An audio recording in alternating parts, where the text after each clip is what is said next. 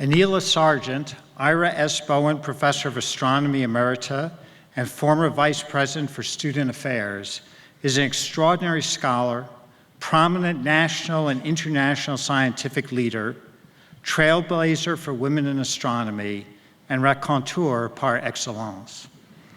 Dr. Sargent earned a bachelor's degree in physics from University of Edinburgh and a master's degree and a PhD in astronomy from Caltech. After earning her doctorate, Dr. Sargent stayed at Caltech as a postdoctoral scholar, then as a staff scientist.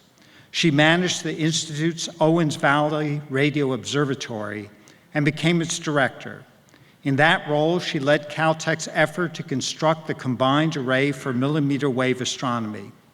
She became director of CARMA and served as director of both Owens Valley and CARMA. In addition, she chaired the international board of the Atacama Large Millimeter Array, ALMA. Dr. Sargent has been a professor of astronomy at Caltech since 1998. Her research has focused on understanding how stars and other planetary systems form and evolve, both in the Milky Way and in other galaxies.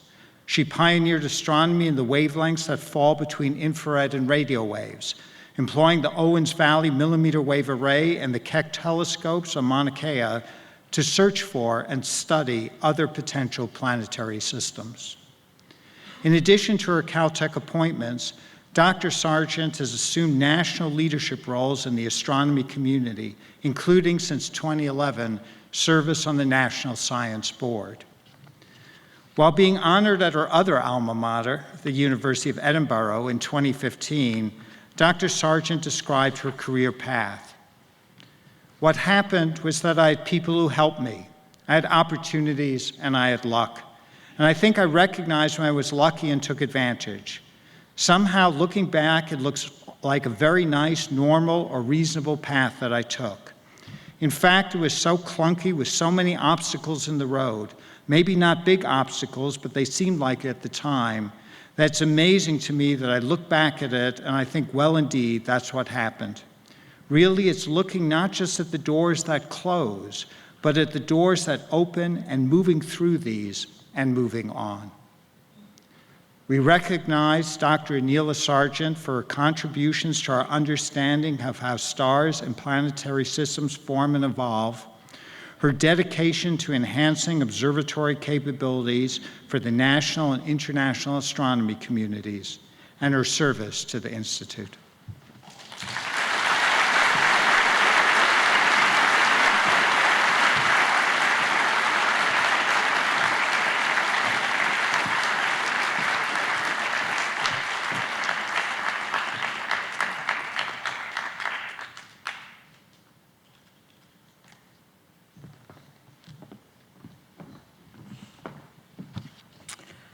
Well,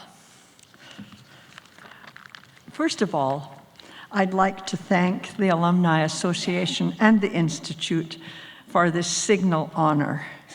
I'm amazed to the point of being almost speechless, and as those of you who know me well, that's unusual.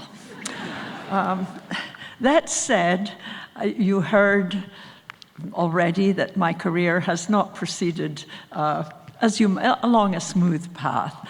You can see there was a long gap between my master's degree and my PhD, and I would like you to know I was not sitting at a telescope for 10 years trying to get a PhD. On the other hand, it was a result probably of something that a lot of people feel at Caltech, which is sometimes a lack of conviction about their own abilities. And because of this, I thought I would just remind you that I started my life in a very modest, small town in Scotland, where my parents didn't finish high school, but this was far from unusual among my classmates.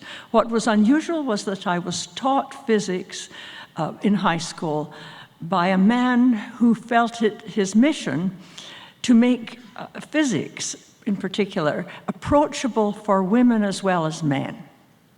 And as a result, I went to be an undergraduate at Edinburgh in physics, and graduated, and within a year, this is the happenstance of my life, within a year, I married my late husband, Wallace Sargent, who was also a professor here. And he brought me first to the United States and second to Caltech, both of which were the enormous opportunities of my life. And that's what I mean by the doors opening, because I wasn't allowed to be a nuclear physicist that I wanted to be because I was a woman. I'm so glad that happened. So anyway, having said that, I recognize, as other speakers have said, and as I've been quoted as saying, that people helped me, not just the high school professor, not just my husband, but in fact, many people at Caltech made me the career that I have had. So I did, after my master's degree, drop out because I looked around and I thought I was not worthy to be a Caltech alum, that I didn't have what it took. So I went off and had 2 children, and I'm happy to say my daughters, Lindsay Berg and Alison Hubbs, are in the audience today, as is one of my grandsons, Charlie Hubbs. That was a very rewarding experience, but I realized that actually motherhood was a heck of a lot harder than graduate school.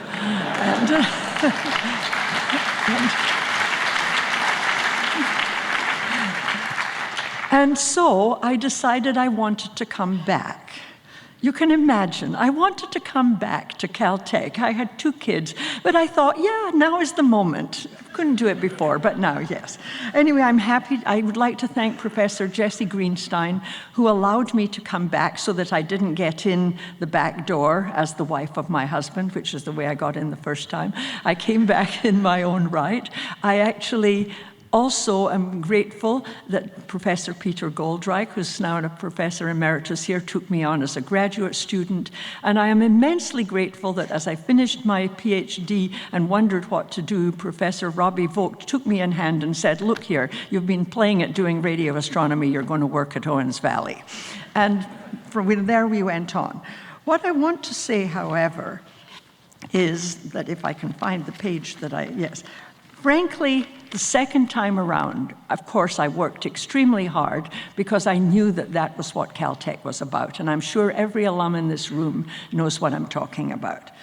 But it also taught me how to think, and how to think creatively, ambitiously, and eventually confidently.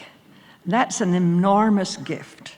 For example, they allowed me, or the Institute allowed me, first of all at Owens Valley, to do research into the origins of planetary systems with equipment that could not be duplicated anywhere else, and eventually, of course, led to this magnificent instrument called Alumna that we have in Chile.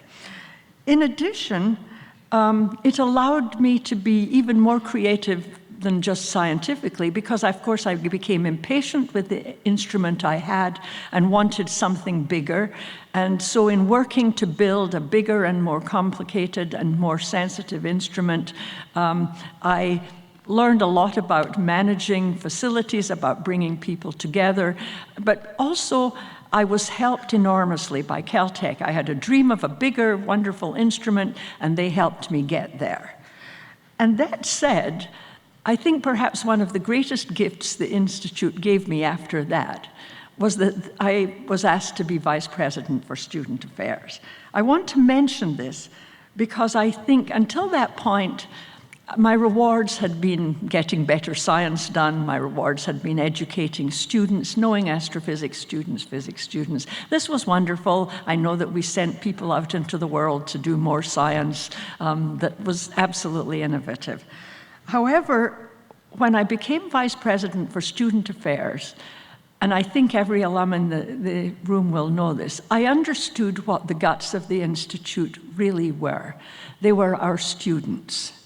This is what we build on. This is what gives us the atmosphere. It's what the faculty work for our students as much as for themselves. I think it's an amazing place with an amazing philosophy. And I want to thank the Institute for the opportunity to have at the very end of my career, almost, I think a scientist's career never ends, but to have at the end of my career a sense of having lived with people, and perhaps, I hope, helped them and continue to help them to go on to be the leaders of the future in science and engineering in ways that that they, like I, could not have expected when they were young and originally coming to Caltech. I thank the Institute for the honor it is doing me at this time, because honestly, it's an understatement to say that it's icing on the cake. Thank you.